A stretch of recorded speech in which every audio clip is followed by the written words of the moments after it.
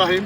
सबसे पहले तो मैं आज़म साहब जो अभी इटली से आए हैं, उम्रा करके आए हैं, मैं इनको वेलकम करता हूँ हमारे एक शॉर्ट नोट्स पे जहाँ तशरीफ लाए। और खसूसी तौर पर मैं उस्मान नाज़िम साहब, उस्मान तनवीर साहब, वसीम जूनियर साहब, ये सब दोस्त नाज़िम साहब की शादी उस पर आए हैं, बाहर से आए हैं, तो मैं सब दोस्तों का बहुत शुक्रिया अदा करता हूँ। जो तकरीब जो हमने आज की है वो है हमारे चीफ ऑफ आर्मी स्टाफ जो फैसलाबाद में हम विनिंग करके आए हैं, उसके सिलसिले में थी। तो बच्चों को थोड़ा सा अप्रिशिएट करना था क्योंकि जो हमारे सारे चारों दोस्त हमारे इंटरनेशनल प्लेयर्स हैं और ये चारों ही बाहर यूरोप में रहते हैं।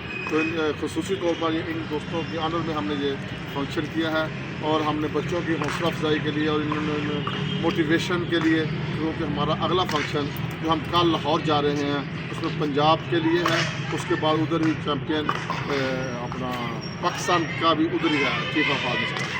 तो इसके लिए हमने बच्चों के लिए हॉकियाँ का इंतज़ाम किया, जो हमने उस्ताद सर रोडा के नाम से हॉकी बनाई है, तो वो हर बच्चों को एक एक गिफ्ट दिया जाएगा।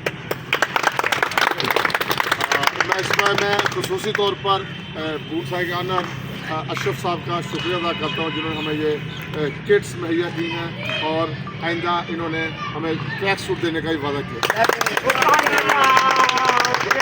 अपना इस तरह हाँ जी तस्वीर सही होगी। दो सारे दोस्त दो टेंशन है कि सब दोस्त आज वसीम साहब थोड़ा जा चीफ गेस्ट नहीं सारा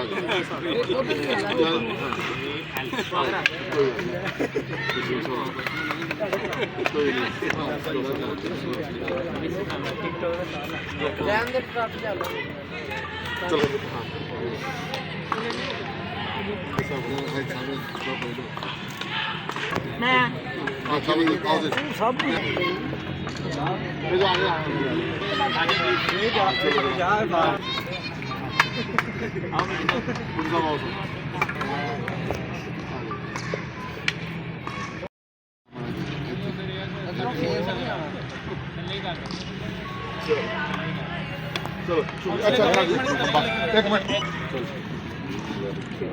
ठीक हो गए।